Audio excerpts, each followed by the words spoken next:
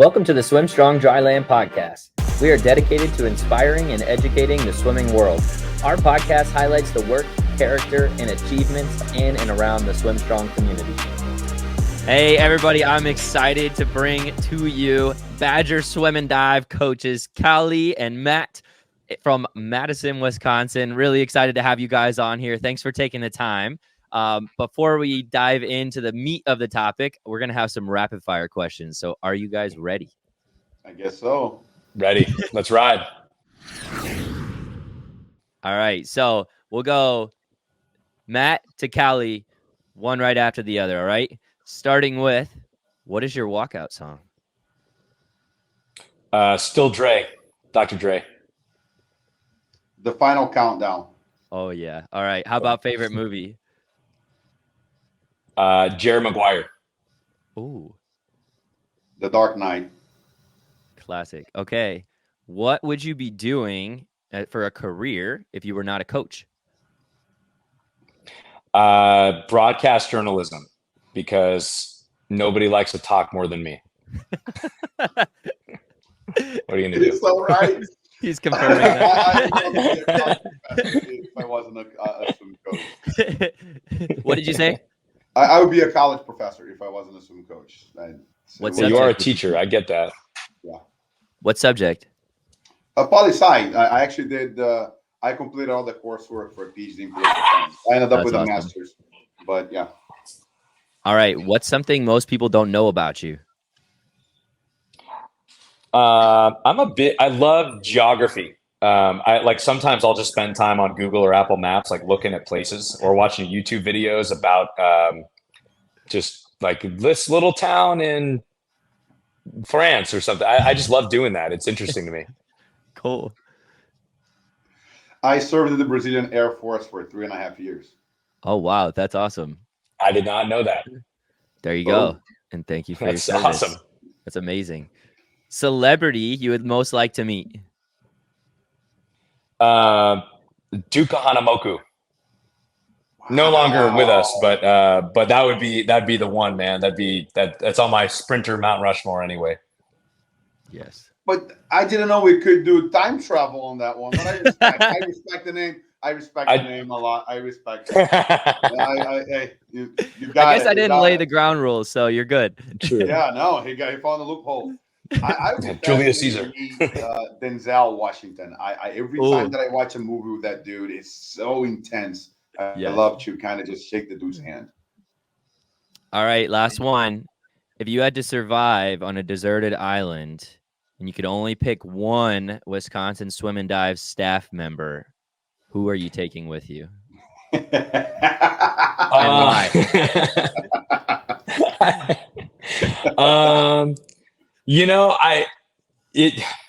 We wouldn't have any electronics or anything, unfortunately, because if we did, and I'll just play the easy answer here, I would say, sorry every other staff member, but I'm probably going to go with Christy King, just because I know at least we'll watch all the Hobbit and Lord of the Rings movies, the extended versions.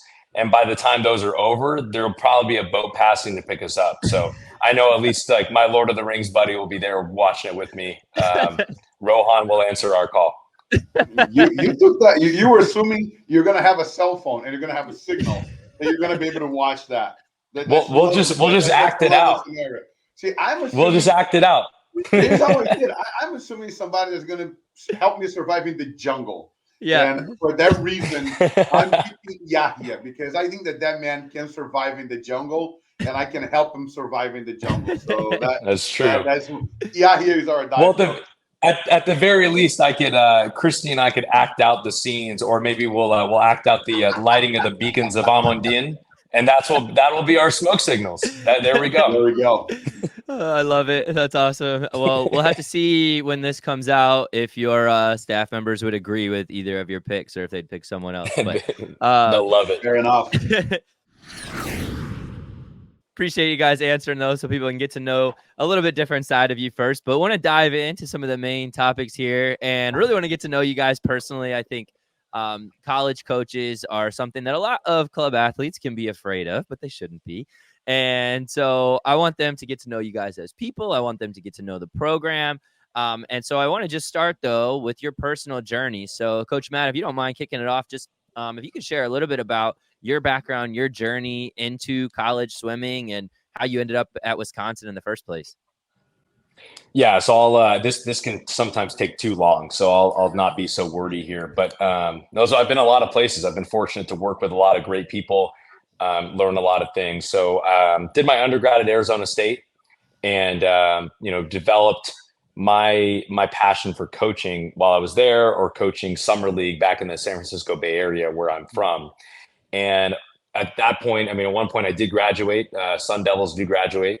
And we ended up being able to, I ended up, sometime after that, I got an opportunity to be a graduate assistant at St. Louis University. So I coached there for 2 years, got my master's degree, was as a GA, they paid for it, which was nice. And then was a volunteer for a year at the University of Notre Dame.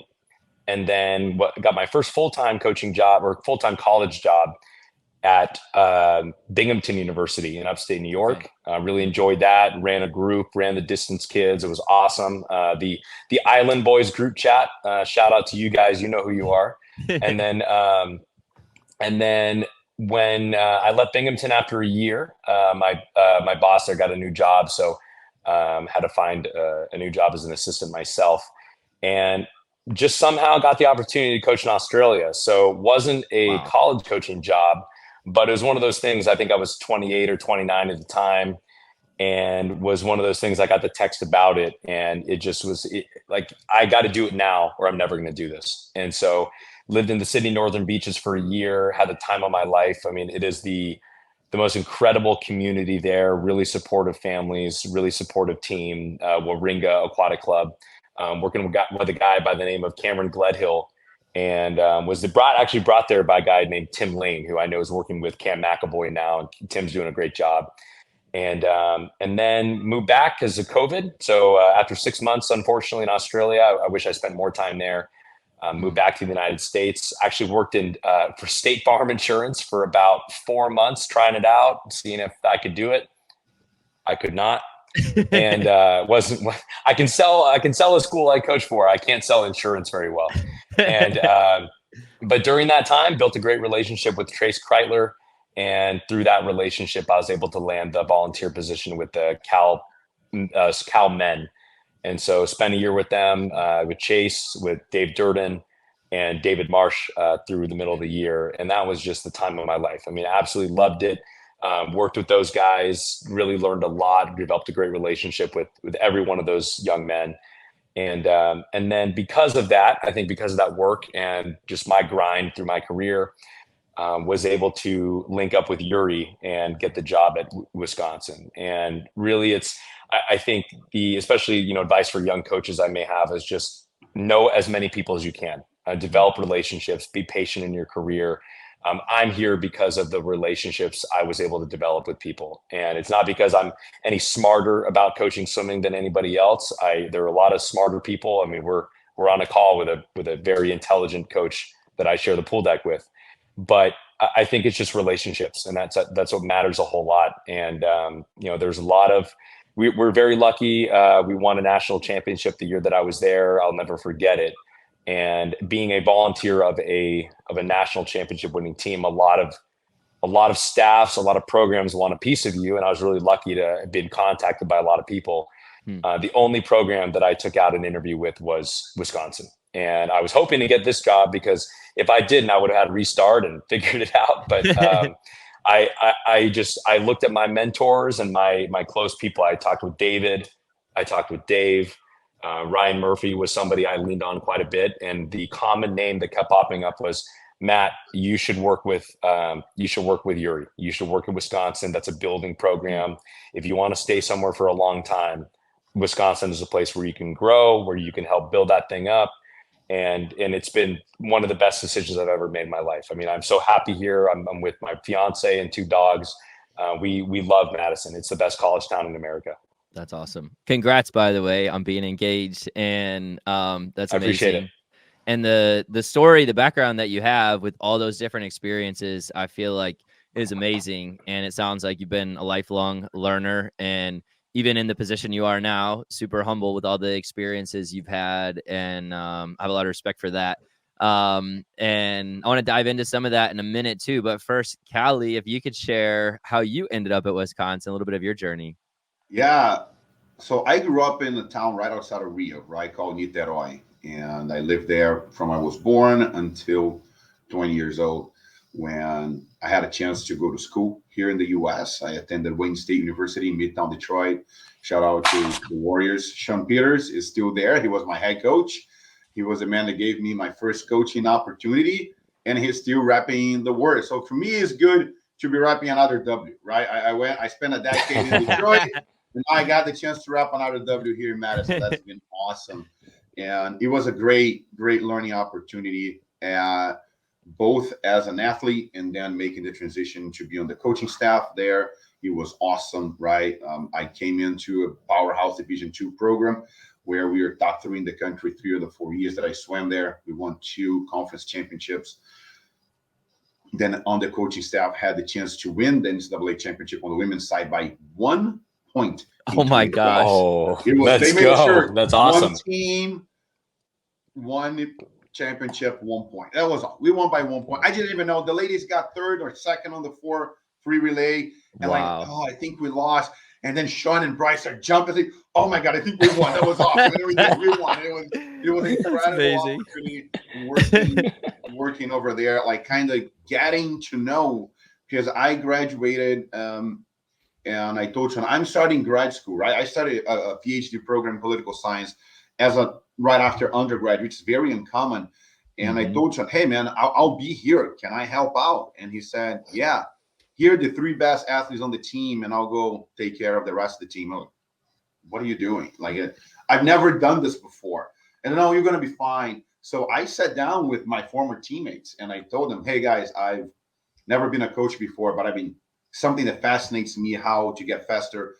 If we do this together, I think that we can do a lot of cool things. And long and behold, Division II in 2011, these 3 people, and that's like Ana Gonzalez, who's back in Spain, Sarah Franklin, I think she's still in Michigan, and Andrei Seri, a Russian dude who's now working finance in Connecticut. I think they broke 6 individual national records and plus a bunch on the relays. Wow. And I'm this young 24-year-old dude, and I had all the answers, right? I didn't have a lot of questions, but I had all the answers, right? And they rocked the world, and it was awesome. And more people were coming in, and I got to a point that I really wanted to decide, am I going to be a professor or am I going to be a swim coach? And I struggle because if you're starting a PhD program out of undergrad, you have like 51 graduate courses to take. People usually rock those early because they bring around 30 from masters. I had nothing. So it took me 5 years to just complete the coursework. And once I passed all the comprehensive exams, I saw this mountain of a dissertation for a PhD program. And I was spending as much time reading about physiology. I was spending a lot of time reading about psychology, about leadership. And it was my break. I was studying for comprehensive exams for an hour, and I would spend 30 minutes reading pieces on Dave Salo, on Mike Bottom. And that's what I was doing. And then I came to who was my wife, and I said, Lauren, I think I want to be a swim coach for the rest of my life. And she's like, wait, you don't want to be a professor anymore? I said, no, I don't. And that's not where my passion is. Don't get me wrong. I love learning. I'm very passionate. I think they would do a good job at it. But I was so much more excited about coaching. That's where all the roads ended up. So I talked to Sean, and I became the head coach at Olivet College, a very small, it's Olivet University now, a small Division III school in the heart of Michigan. And it was great, man. I was the only coach there, learned a lot. Head coach, assistant coach, director of ops, academic liaison, everything under the sun I had to do for a year. But it was awesome because it was such an incredible learning opportunity, right? Like before going to Olivet, I took a club job as Celine swim team.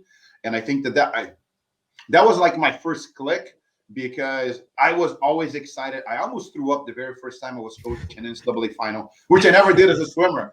So I thought, I feel like when I throw up, he goes, just sit down and breathe. You're going to be fine. And I was fine. But it was that very different experience. But then at this random USA swim meet in suburb of Ann Arbor, this young 11-year-old who's now a freshman at Florida Tech, Sam Buller, she goes, she hits her kick count, hit her stroke count, and she drops like 10 seconds on the 100 backstroke. And her eyes went, popped.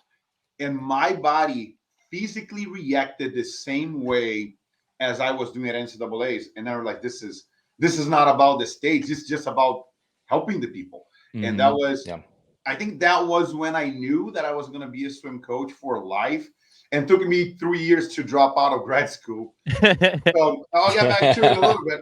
So I go to college, and I'm the only one, but I'm coming from 6 years in Detroit as a coach there, as a spring coach at one of the best Division II programs in the country. Mm-hmm. And I come in hot, right? Like we're going to boom, boom, boom. And January 2017 rolls around, 2 dudes come to the office and say, hey, we hate you. We hate swimming. We hate everything. And you may not have a team for a conference. And I go like, all right, let's figure this out. So I brought the whole team in, and I learned that day that I was there to serve them. They were not there to serve me. And that was a really good wake-up call. And we had a good showing at conference, but Division III is awesome. It has, like, again, the American collegiate system will give you home for everybody in the country and in the world. I think that is awesome. But not being able to be on that coaching for 6 months was very hard for me. So I went and I was spent a year at Bowling Green State University, Mac School, talents up. And it was awesome. Still talk to a lot of the ladies over there. It was a great experience. And then Michigan had an opening for to be a volunteer assistant. So I told my wife, it's going to be really cool. Not get a salary anymore and go work for free in Harvard. Yeah. What? So said, no, for real. It's actually a good career move. And she goes, are you serious? I said, yes, I am. And to her credit, she go. Like if you're telling me this is what you want to do, go. Yeah. And again, as I was learning and reading about, there were 2 people that really stood out to me in the coaching world, and they were Dave Salo and Mike Bottom. Mm-hmm. And then all of a sudden I had the chance to work with Mike. And I did this for 5 years. And what a crazy, incredible ride that was. I learned a lot with him. I learned a lot with his staff there. And then I got promoted to be an assistant coach there for 2 years. Loved it. And then Mike decided to retire, and that's okay, right? And then Matt came in, and I've known Matt from when he was at Eastern Michigan and I was at Wayne State. But he brought his staff, and he said, dude, thank you, but we just don't want to. Not going to count with you here. So that's fine. No problem. And I really came to a realization of like, now what? Right. I thought I had a job. Now I don't. And this summer has been really cool. The amount of phone calls that I received were very exciting, very humbling. I traveled a little bit the country, talking to some people. And then Yuri called. And when Yuri called, my wife said, we can make Wisconsin work. It's not that we can make this work. You move, you stay there, and we stay here. No, like we can make this work. We're not going to be able to move there with you this year because Mila's school year. Mila's my oldest daughter. She's 8. She's in 2nd grade. Her school year starts in 14 days. We're not going to change everything right now, but next year we go. And she said, and if you hate it, you can always come back. But I don't. I love it, and it's been incredible. So yeah, don't hate it. Don't hate it. No, I mean, don't go anywhere. I'm curious about this. If you were to ask me, what is your perfect job? I would describe what I'm doing at Wisconsin right now, right? And Yuri, I think that Matt knows this, and he will second that. He's not only the low key, the best coach in the country, because he's not going to take credit for everything that he's accomplished. And man, did that man accomplish a lot, right? From Katie Ledak's first Olympic run. From an incredible run with the Cal guys in 2016, where they took 2 people from the same staff to be 2 assistant coaches at the U.S. staff. Wow. But yeah, that never happens. When he called, and I kind of knew that he was going to offer the job, I sat down with my wife the night before, and we made bullet points about what we wanted to talk to Yuri about. And he called me on the next day, and I didn't have to say anything because he covered everything that Laura and I had talked about. Wow. To the point that I legitimately felt this dude has a wire tape in my house. If I leave it. It's impossible. That's how he knows. Talk about it last night. It was amazing. So that's how he knows this opportunity. And when I talked to Lauren after hanging up with Yuri, she said, Lauren, he talked about everything that we talked about. That is, I didn't expect that at all. And she goes, yeah, I think that's going to be a good one for you. And here I am. That's incredible. Family still in Michigan. I'm going home for the first time since I came to Madison this weekend. Excited to see them. And I missed the Monday morning workouts. And Yuri said, you know what? That's all right. You go ahead. You stay a little bit with your family. And that's the kind of guy that we have leading us here. So that's why I just felt at home. And Matt is a dude that I've known for a while, a few years now. And then knowing that I was going to be on the staff with him was just an added bonus. I told this to Yuri, saying, I know your entire staff really, really well. I just don't know you, but now I know him well too. So it's been awesome. That's so cool. It's been incredible, and I'm really excited to what we do. My wife is an accountant, and she said, "You want to go to Madison? It's okay, but I cannot be just like most coaches, 5 jobs in 7 years. So if you want to go there, we're gonna go, and you're gonna stay for a while." And I said, "Cool, we can do that." Yes, that's awesome. Well, I love hearing your guys' personal stories. Then hearing about Yuri, it sounds like not only do you guys have a great leader there and head coach, but also someone who's psychic, which is pretty cool. So, but those are awesome stories and journeys, and appreciate you guys sharing that with people. I don't think people realize how much of a grind it really is to be in the college coaching world and to get where you guys have gotten. You can feel the excitement in your voices, the passion in your voices for what you're doing, and that you don't take for granted that you are now at Wisconsin University in Madison. And that's a cool thing. And I'm sure that rubs off on your athletes too. And talk about how that has, being that you guys love what you're doing so much, how has that impacted team culture? What's the team culture like at Wisconsin? What do people not know when they go just from a recruiting trip, or from what's that culture like day to day?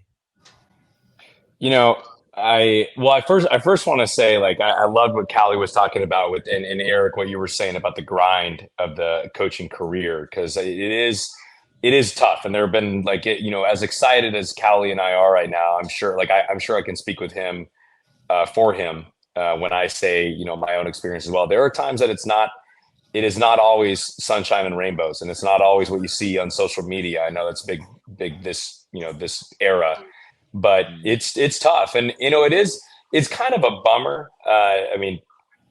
In a sense that they've taken away the volunteer positions in a sense. It's great that people are getting paid. Like, I wish that Cauli and I both were paid instead of volunteering years ago, but it is this cool little fraternity of, and fraternity sorority, because I know some women, shout out Kim at Cal, but there are a lot of people that we know, we've been through the same thing. Mike White with us last year, and he's down in Alabama. Trevor Maida, who's with us, he was at Indiana, now he's at Louisville.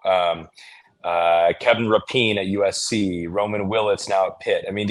These people who've been volunteers share that same bond of, like, hey, we know what we've been through. We know what the grind is like. We know how tough it can be. And it can be a little bit of a filtration system of people that truly, really want to be in this profession. And how badly do you want it? And obviously, Cauli and I both, we wanted it pretty bad. We're both living in our dream jobs right now. Yeah. But it's not always sunshine and rainbows. So, side note on that part. But culture-wise, I think this year I'm kind of running out of uses to say this is some of the best 24 hours of culture that our team has ever had. But I can only speak to the last 15 months or so I've been on staff. But there was a time during a recruiting visit a couple of weeks ago where it was like our guy, Cauli and I were running a workout with the guys, and it was just some hard, like 8 rounds of, it was simple, but like 8 rounds of 325s fast on a fairly tight interval. And it just, all we told the guys, and Yuri told us, like when we were talking about the workout, Yuri just said, just make them compete, make them race. And, we gathered the guys around. A lot of not safe for work language going on, but that's sometimes you get the guys together and that's what happens. And it's Dudes we being bunch of adults. So guys being dudes, baby. And and Cauli knows me, Eric. You have yet to learn it, but Cauli knows, what do bad dudes do? Bad things all day. There we go. Yeah. So and that's kind of what we're doing, man. I mean, it was a great workout. The guys are screaming. We told the guys, like, get in each other's faces, splash the water, like throw up a 1 when you win, like talk that smack. It's important. But it's also teaching them that just because you're getting in somebody's face and, Eric, if you and I are racing and you beat me and you got you on that one, bro, got you. It's to not take it personally. I think that there needs to be a little bit more of that these days where, young people need to learn the difference between I'm upset with you versus I'm upset with what you did. And it's the same thing. Like, just because I am, and that goes in the coaching thing and working with a young person, but I think it's also of these kids competing with each other, that if you lose, don't be upset and blame the other person. Try to grind harder and try to beat them next time. And so, not even 24 hours later, our guys got together on the football field and had just an unbelievable dryland circuit.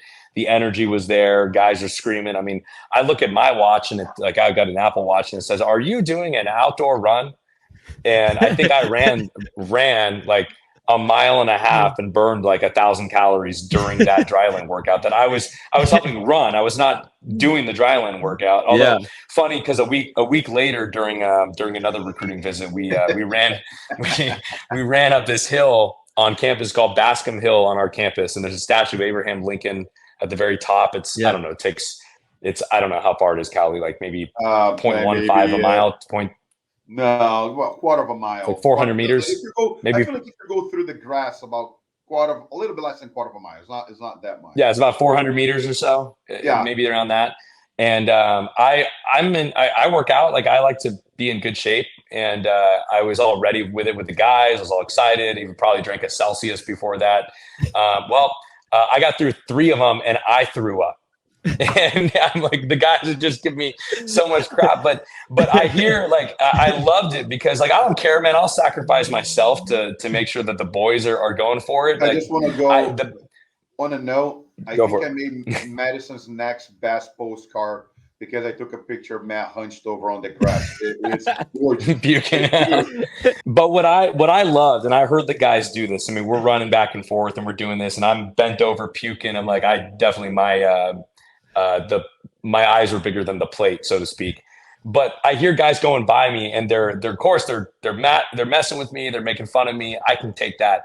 But what I got so stoked about is I hear a couple of the guys like, "Hell yeah, that's my coach, man. That's my coach." And I'm like, God, I'll do anything for these guys. Like, and I know Cauli's the same way. I know Yuri's the same way. It just, and I can speak for Christy, Jenna, Yahya, that it's just, we just love these kids, man. And I think that Caleb is doing. Yeah. Sorry. Yeah. Like, my bad, Caleb, former Badger Caleb, Badger alum that now is a paid member of our staff. So we just love these kids, man. And I think that as long as we bring the energy, I mean, Cauli, this morning you were saying, like, you were pouring sweat coaching our threshold workout today with our low and mid men. This morning wasn't even a race-based set. It was more of a threshold type of set, but as more of a sprint coach, when you asked me to write a threshold set, well, we're going to have some elements of some speeding there because that's just the fun stuff of the game. And they were racing. Like, these people were they're going fast. They're going way faster than I thought they would be going. And this time, we did not prep them to race. They're not celebrating and slapping the water. They don't even have time to do it. They're too concerned they're going to have to do a 25 without breathing right after this. But they are racing. They were racing. Like, our breaststrokers doing aerobic work, they're rocking 44. Backstrokers are going sub 40 on an aerobic effort. I'm looking at this and, like, they're racing each other. And we didn't even place them. That was the most interesting piece, because when you did the set that Matt was talking about, flyers, backstrokers, breaststrokers, freestylers, we had heats of those strokes going. Today, we had 9 lanes. They picked the lanes, and we can watching the first heat is racing, the second heat is racing. And that is something that Yuri has been really working on to make that we are racing every day. Because just like Matt said, you got to race to be ready to race. And when we're doing those 25s, I remember telling them, no, you got to celebrate. I don't care that you won and you're happy. You got to celebrate. You got to externalize that feeling, because guess what? When you're going to be at Big Tens, at NCAAs, your body is going to see the wall, whether you like it or not. And if you're training, I've been here before, I've done this, I know what to do to get my hand on the wall before everybody else. Well, now we're increasing our odds of actually performing when it matters. Yeah. That's awesome. What you guys are talking about too is bringing a lot of fun into the sport as well. Fun into training, a competitive aspect. Like, people who are swimming at that level or any level are getting into the sport because they love it and they love competing, right? There's two things typically that get people into the sport. It's not all the other stuff. And so college swimming, I don't feel like should be any different, right? And so I feel like you guys are doing a great job of fostering that culture. It should be more fun. Yeah, even more fun. It should be more fun. Yeah, man. I keep telling this to people a lot, and you're going to tell me, I think that Yuri can ride a practice as well as anybody in the world right now, hands down, right? And I think I told the athletes today or yesterday, he writes his perfect workout and he hands out the sheet of paper, and you go out there and you complete that workout. You know what you did to Yuri's workout? You made that workout worse because you just went through the motions. Now, if I write an okay workout, but you are excited about it, you get the sheet of paper and you go to the water and you're executing everything that you can possibly do to the best of your ability. Now you had the best practice in the world that day, regardless of what I wrote. And when the athletes understand that, and I'm not saying that I or Matt do not know how to write a workout. We know our craft really well. For sure. But it doesn't matter what we know. It only matters what they do, right? Like Pat Summit, I'd say 30 years ago, said better than everybody else. They don't care what you know until they know what you care. And we care. And they are learning that we care. I've been here for 2 weeks now, but I feel we are starting to develop a relationship, and it's awesome. We get to the pool deck. Dude, these people are hungry. They can feel that since Yuri got here, the program's getting better and better. And they're licking their chops. They're excited. Every day they bring it. And I asked Matt, hey, Matt, how was the breaststroke set today? Like, oh, man, that was awesome. I said, yeah, that was incredible. That's like what we're trying to hear. And we tell them, of course, what we know matters, what we write matters. But at the end of the day, how they do it will matter more. A great athlete can overcome a lot of the deficits in the coach. And a coach that knows a lot about the X's and O can take very little out of their athletes if he or she doesn't really know how to engage and motivate and get these people excited about what they're doing every day. Yeah. A great thing I was thinking about, something like this is going to happen when Cauli's on our staff, but Cauli actually was on the bench next to us at Big Tens last year. And there's a picture, a couple of pictures of our bench, and whoever does the photography at Big Tens does one hell of a job because they capture some of the wildest moments of our men's team's bench. And we've seen the picture of the women too, the same thing at women's Big Tens, they're just a split meet.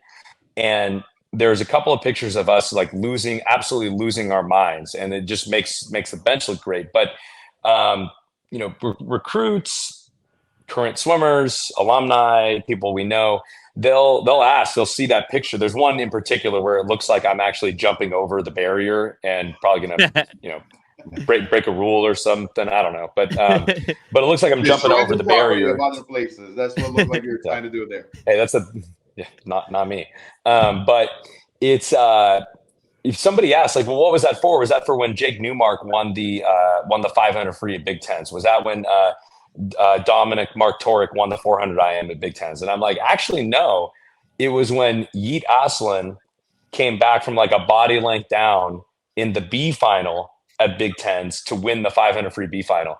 And I think I get a bit of surprise and I don't know, maybe intrigue or excitement from people when I tell them that, because they're like, wait, you guys get that jacked up for a guy winning a B final, it's like, dude, I don't care if it's a Z final, man. That's one of our boys that gets after it. Like, that's what matters to us. And so we don't care. And just to see the guys get excited like that, to see the staff, to see, I mean, the best compliment I feel like I can get, and we got these compliments because I heard it. We don't make this up. But something that I thought was very interesting was our guys heard from other teams at that meet. They wished that their culture was like our culture.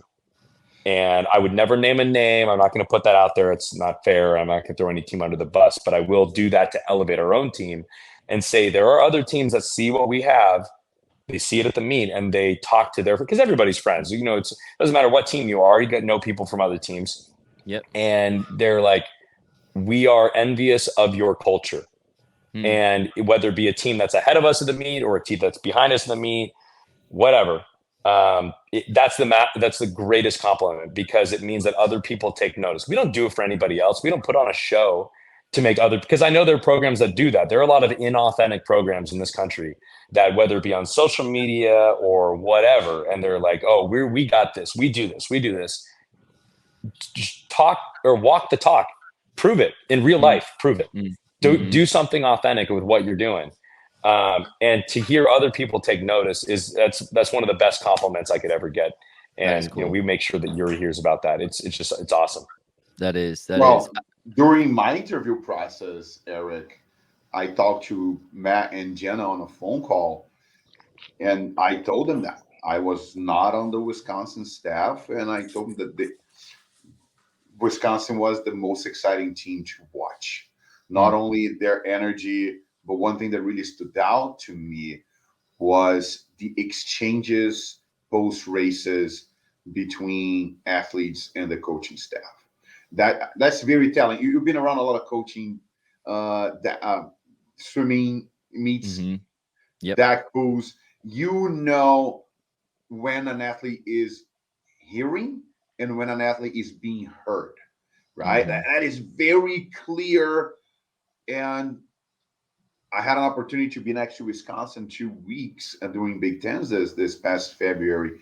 And to me was the most stark difference of this team than anybody else was how much the athletes were hearing and how much they were being heard. So that's awesome. It was not a very hard decision for me, especially after my wife said giving me the green light. So that was important too. That's number one right there. For sure. And other people taking notice. I mean, we had a guy reach out to us, one of our alums, Michael Weiss, who is a former U.S. national team member, still Wisconsin school record holder.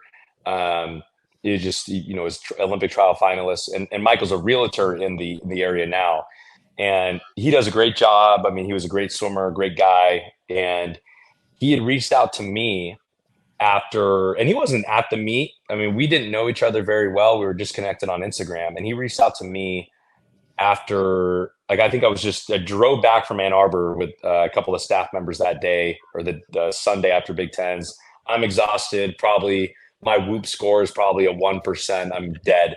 And I get a message from Michael, or he slid into the DMs, and he's like, to directly paraphrase, but basically, I'm so proud of where the program is. I'm a proud alum. You guys, this coaching staff has this program on the right track, and just huge paragraph. I mean, words and words and words. And I just was like, I almost got emotional reading that, because that, again, like, hearing it from other people, from other teams, competitors, is a great compliment. But then hearing it from a guy like him as an alum of this program, to kind of see him give his blessing on this current state of the program, it just means the world. It means that people notice, people take notice. This is a sleeping giant, man. Like, this is things are happening here. I love hearing all of those stories and the things that people don't get to know or hear about or see behind the scenes, the things that are meaningful to you guys as coaches. I feel like when they hear about what's meaningful to you, they get more of a sense of the heartbeat behind Wisconsin Swim and Dive. And something that definitely I have a ton of respect for is that idea that you guys are creating a family at within the swim team, and that's something we talk about a lot with SwimStrong, is the SwimStrong family. We want them to know that they have each other's backs. They have different club team caps, at different national meets, and they'll be cheering for each other. They got their club team family and their SwimStrong family. And I think that's something that we value a lot, because that's like, they're people, right? They're not swimmers, like they're people. Yeah. And that's, and coaching isn't a job. Like it's an amazing blessing, and it's a joy to get to do. And so, looking for colleges like that, especially during, right now we're kind of in the heat of recruiting season for a new class. And something that I want our kids to really do is dig deeper, ask hard questions, get to know the heart behind the coaching staff, the culture, not just who's recruiting fast kids and what the program's history is. And all those things are great, but there's so much more to it than that. Because they're so much more than just swimmers. And so anyway, I love that you guys have shared that. We'll dive into that a little bit more probably here in a couple minutes. But I do want to ask a little bit about the Wisconsin coaching philosophy. So if I'm a freshman swimmer, from a swimming perspective, what is kind of the Wisconsin philosophy from freshman year to senior year? You don't have to like go into every single detail of every phase. That would take obviously forever, but just kind of the philosophy that you feel like makes Wisconsin unique. How do you guys approach things from a swimming perspective when you get athletes from 10,000 different club coaches who all had different philosophies? And I'm sure you have to battle all kinds of mindsets of people who come in. Oh, my club coach did this and they said this. And what does that look like for you? Because I'm sure that's a challenge, and you still want to be obviously respectful from where they're coming from and that type of thing. So what does that look like if you come to Wisconsin? I'll say, I think, I get asked a lot of questions, and our whole staff, we get asked a lot of questions from recruits, prospective student athletes, about what we're looking for in a kid, in a potential Wisconsin Badger. And, if we're recruiting them and we have them on campus on a trip, or we're having pretty serious phone calls with them, they're there for a reason. We want them on our campus for a reason. They're good, and whatever they did to get there means that they're doing something correctly. And so I feel like I can speak for the whole staff. We don't want to fit somebody into a box. I mean, there's certain skills that you do need to have. Like, we'd like to see good walls. Are you a good underwater kicker? Do you have good details? Or if you don't have good details, are there details that we can fix as a staff? Is there a canvas that we can create some art? And I think that I can speak for the whole staff. We like to work with our athletes rather than, like Cauli said, which I appreciate, is we don't like to talk to our athletes. We want to find ways so they can be successful. Not everybody's going to be the same person. Coaching Phoebe Bacon is not the same way we coach Jake Newmark, and coaching Jake is not the same way we coach Abby Carlson or Matt Siegel or etc. And so I think it does matter to find what works for somebody and what doesn't work for them. And so it's having these preseason meetings with them and talking with these athletes and saying, hey, last year what we did not work. That's okay. That's on us as a coaching staff. I do think that we do a really good job on this staff of showing a lot of humility and knowing that we don't have all the answers. Like, we're not going to, I know I've heard, like, because recruits talk and swimmers talk, and I'll ask kids sometimes, like I asked all the guys at Cal about this when I was there, is, hey, you guys went on a recruiting trip to all number 1, 2, 3, 4, 5 schools in the country. What do you like? What do you didn't like? And I use that moving forward as a recruiter and as a coach.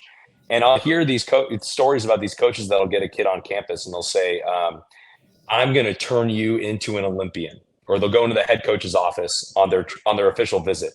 And I think that is so unbelievably disrespectful to the intelligence of a kid that they're recruiting, because it's like, how naive do you think these kids are? I mean, you have to be pretty darn smart to get into the University of Wisconsin.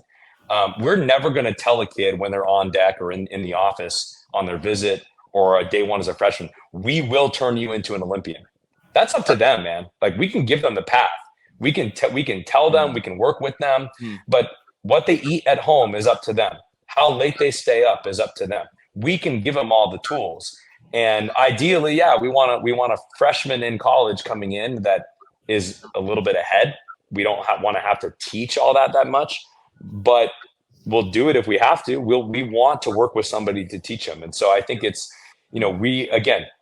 this staff has proven we put people on Olympic teams and international rosters, but we will never promise to somebody that they will do that. I think it's inappropriate. I think it potentially is damaging to somebody's career to put that thought in their mind, because what if they don't? Then they're swimming for somebody who doesn't keep their promises. We don't make promises we can't keep. I think that was awesome. One thing that really stood out to me from Yuri, right? When I had a first phone call, and I remember because I was in my backyard taking care of the pool and I just talking to him. And what really stood out to me was like when he was saying that we are the privileged to work with young men and women at such a critical juncture in their lives, right? Their brains are not fully developed yet when they come to school. The dudes' brains are not fully developed when they leave school. Yeah? We can have that conversation. Boys, man, dudes. But one thing that was clear to me is Yuri's understanding of our job in their life path, right? What Matt said is absolutely critical.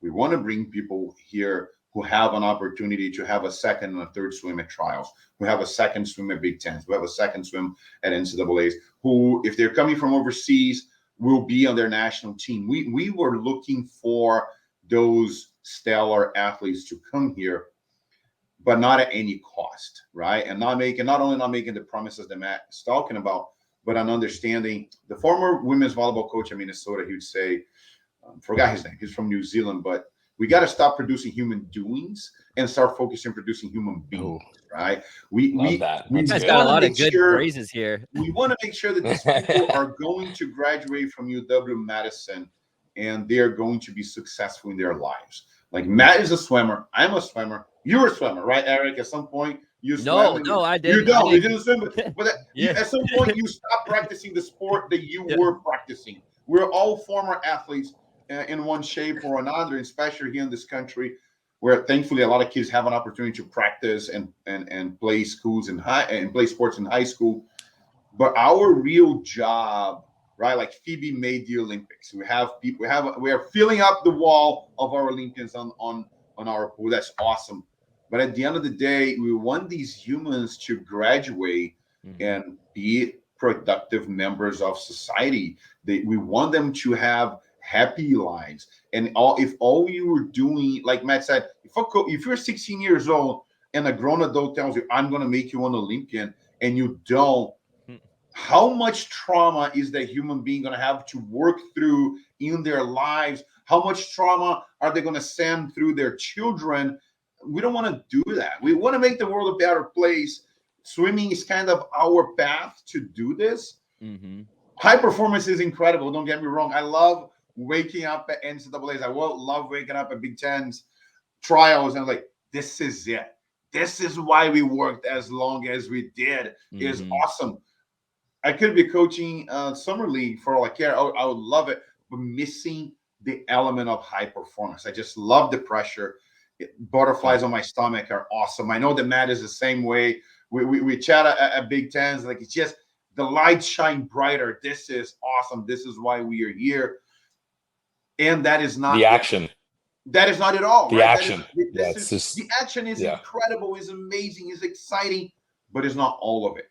There's a human behind the athlete. And I wholeheartedly believe that if we not develop the human, the athlete's going to plateau or it's going to decrease the performance. We got to help these people grow. We got to help them find their passion. We got to help them find their calling. So they leave Madison and they are great parents. They are great siblings. They are great sons and daughters. Now they are great neighbors. They are great professionals in what they are doing. And finding the people that are willing to come here. Matt and I talk about all the time. You come to Madison, you're going to play school. You don't have to like it, but you're going to play school. You don't have it's not a possibility of just going to school. Thanks, professor. See you on the exam day. It doesn't work like that. We have an incredible support staff that takes care of the academic development of our student athletes. Our student athletes, the upperclassmen, juniors and seniors, are incredible resources for our freshmen and our sophomore. And they have this exchange, and it's really cool, and this collaborative environment that we have. And it really starts with Yuri. I had a recruiting call before hopping on this call, And I was telling them, Yuri comes to me and he says the workout that I'm writing, but he never tells me who I'm coaching that workout. And I love it, right? You never know who is going to be with you any given day. And this is something that I learned with Mike Bottom in Ann Arbor. You know, my very first interview with him to be his volunteer assistant, he tells me, you know what, Cauli, we're all humans. You're going to be working with a group of people, and you're going to feel like those are your athletes, but they're not. They're not yours. They're not mine. The people here are Michigan's athlete. And Yuri does such a concerted effort for us to understand they're not my athletes. They're not Matt's. They're not Yuri's. They're not Christy's, Jenna's, Yahia's, Caleb's. These are Wisconsin Badger athletes. We are here to serve them and to work with them through this journey that they're going to have here with us. And to this day, I make a concerted effort. I don't say these are my athletes. I say these are the people that I work with. And I like it. It keeps me humble. I know, like, the athletes, we are coaches, man. We don't do anything, right? These people in the water, on the boards, on the platform, they are the ones doing, like Matt said, we don't know when they go to bed. We don't know what they are eating. But we have everyone has a free lunch here in Madison every single day. All the athletes. We on the staff do. I never got lunch paid for by my employer. That is awesome. It is incredibly nutritious food. And our dietitian, 80% of the time, she's in the dining hall with them. She's having conversations. They ask, hey, Jensen. You know, Jensen is amazing, right? Like, Yuri just kicked my butt this morning, and I have something happening. What should I eat? And she'll tell you, well, we should go and should kind of load this proportion on your plate right now. So we have this incredible support staff behind what we do, because at the end of the day, I think a lot of people, they see us, right? When I know the picture that Matt was talking about is Yuri, it's him, is Mike and Trevor going bananas. But we don't have, I don't know if we have Anna Leach, our director of operations, on that picture. Billy Breitler, our strength and conditioning coach, is not on that picture. Jensen, the dietitian, is not on that picture. Jules, our academic advisor, was not on that picture. And all of these people, to me, are Kayla, just our as mental health specialist, for their performance as we are, right? And I think that's why you guys do such a cool job, because you're not just a dry land. You have an entire area behind it, and we're going to talk a little bit more later. Yeah. And I think that is so exciting. But these people are very important. When I have my meetings with the people in my primary group, I tell them, Kara allows us to have you guys for 20 hours. Every week, you have 148 hours of unsupervised time. By the sheer availability, what you do with 148 hours is always going to overpower what you do with 20. So you can show up to practice really hungry to learn. But if you fueled yourself with junk food and you got 2 hours of sleep last night, it doesn't matter how much you want. Yeah. You're not going to be able to do it. So it is awesome to be in a place that I really feel that the department is invested on everybody from top to bottom, right? It's awesome to go to Randall and see 80,000 people strong jumping around. And I did it this past weekend. I felt the stadium jump with it. It was awesome. It was better than advertised. But like you say, they don't see all of those offices. I'm in Camp Randall right now in my office. Matt's office, two doors down the hallway. All of the coaches' offices are in this location right now. And there's an awesome exchange. Like at the track and field right across the hallway, my neighbor here is a tennis coach. So this exchange is really cool. The department is very invested on all of us, and we feel that, and that is really cool. That is awesome.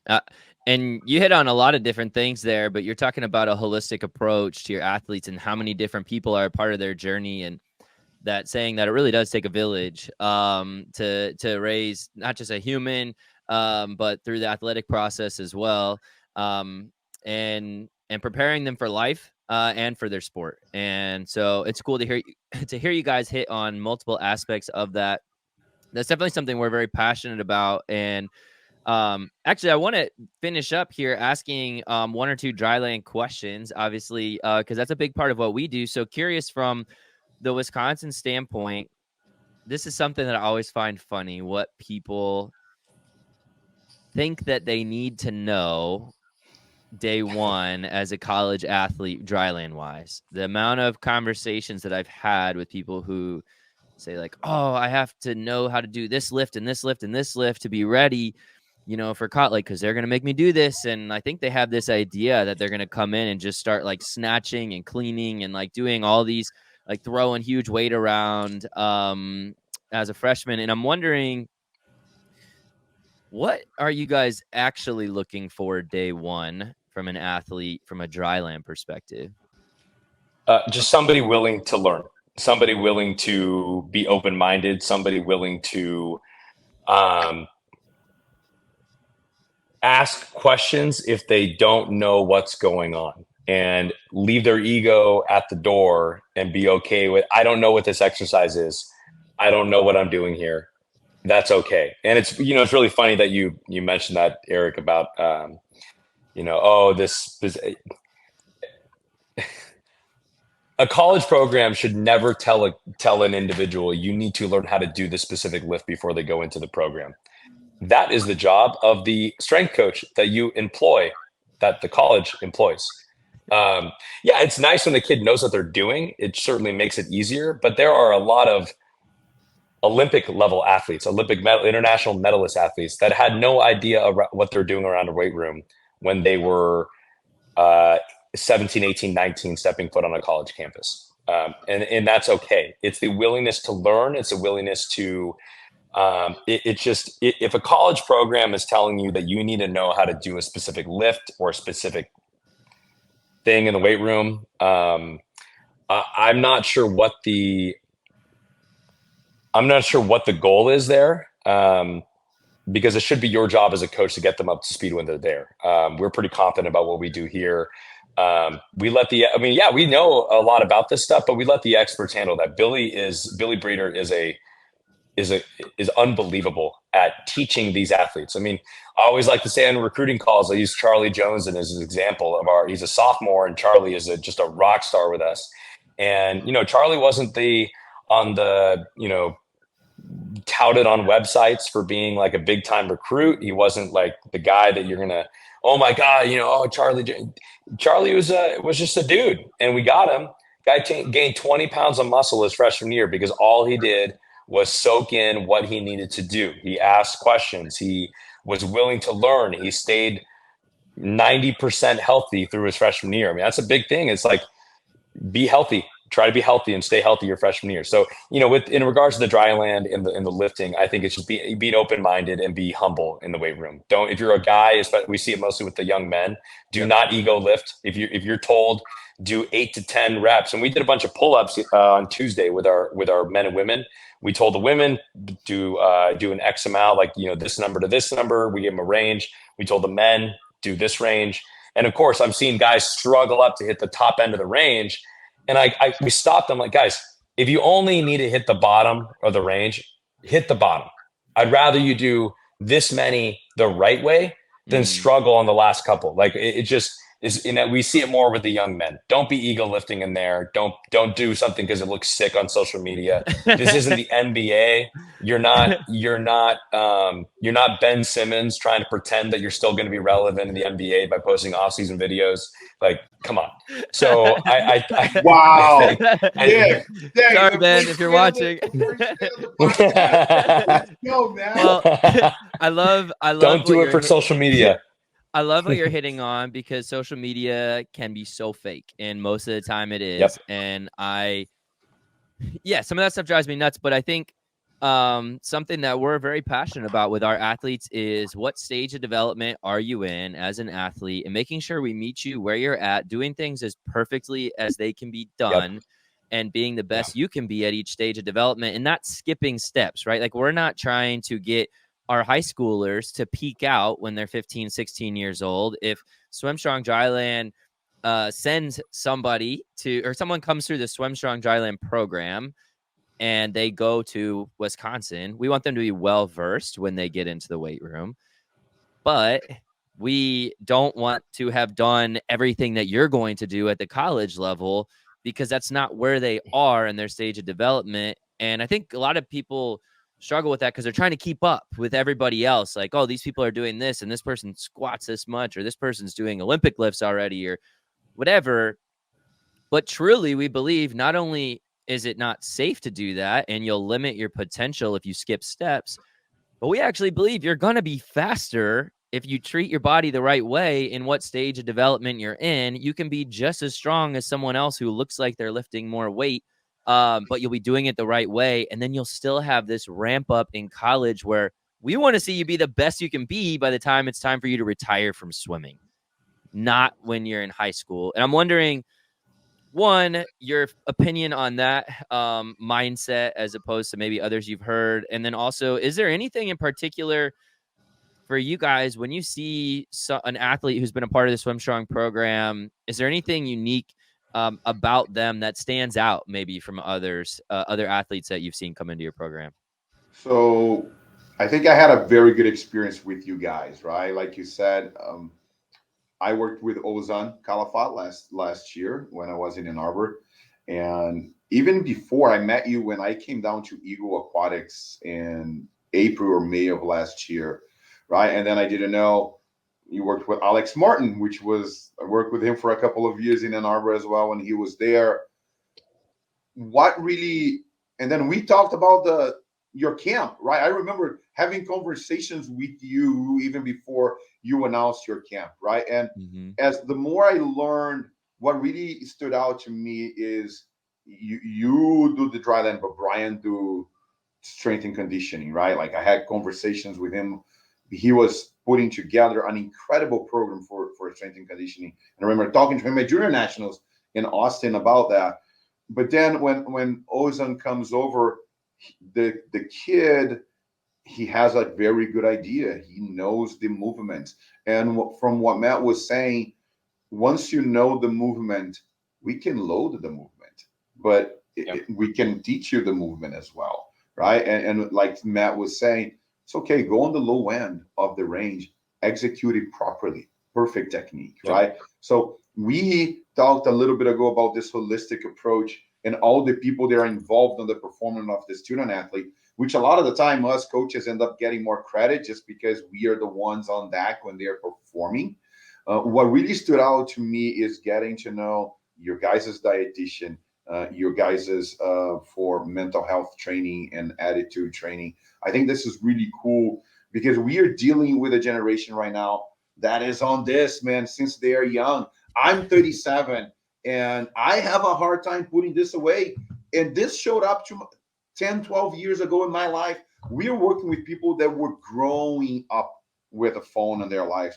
There are millions of people that can bash them online and they will know it, right? People, we were growing up, they were bashing us. We're not listening to this. They are. And we have to take a really good care of these people the way they're being brought up. So when I was working with Ozan last year, I saw it. He knew the movements. That was awesome. But that young man is resilient. And I can give you guys credit, but I can give you the fact that, he's from an immigrant family as well. And just like me, there's a lot of resilience to leaving everything that you know behind and trying your life at a new place. So he was awesome. And I connected with Ozan out of the get-go. I hope that he's having still a great time in Ann Arbor. That's a great young man that I had the pleasure to work with in Ann Arbor for a year. But he came in ready. Like he came in ready to rock. He knew everything. His form was better than everybody else. We as swim coaches, like Billy is great here. Coach B in Ann Arbor is really good as well. But I would go down there and I would watch the lift. And, some people are cleaning with a PVC pipe because they have no idea what they are doing.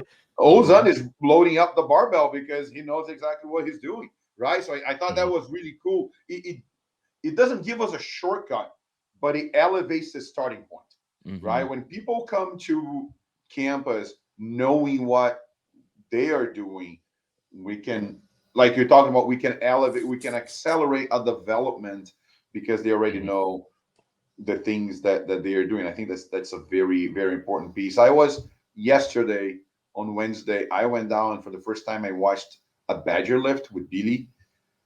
That is a lot of fun. That is a lot of fun. The energy is incredible. Having somebody, Billy has been on this program for 11 years. Tell me, how many strength and conditioning coaches have worked in the same program for 11 years. He coached Jenna Haney, who's also an alumna of the program. Yeah. He coached Jenna Haney when That's she awesome. was on the team, right? So how awesome is that we have a guy that not only knows what it means to be a Badger, but it's been here for that long. Yep. And the kids are excited. They are moving. And I'm there saying, how's the team doing? This is the best 2 first weeks of training that I've had since I started working with swimming and diving. And I'm like, yes, that's awesome. what we're talking about. Awesome. That is so awesome. I love it. Well, I appreciate you guys giving us all kinds of insight into the behind the scenes at Wisconsin. You guys are doing an amazing job out there. It is really cool to hear too, the strength and conditioning coach been there for 11 years. That's super rare, especially working with a swim team. Typically people are cycling through every year or two. And so that's amazing. But I appreciate your guys' time. Would love to talk with you more ongoing, and excited to see all the things Wisconsin continues to do under your guys and your entire staff's watch. So keep up the good work. Thank you guys so much for the time. Thanks for having us. Thank you, Eric. Yeah, this is great. It's a blast. Can I point out that you told us that this is both the first roundtable that you do and we're the first college coach that you are interviewing. I think that is cool. I just want to say, you're right. Like, go Badgers, baby. Yeah, go Badgers. You're here. Thank you for listening to the SwimStrong Dryland Podcast. If you'd like to be a part of the SwimStrong Dryland family, you can reach out to us via email or social media. You can also follow SwimStrong Dryland on YouTube and TikTok for more educational content.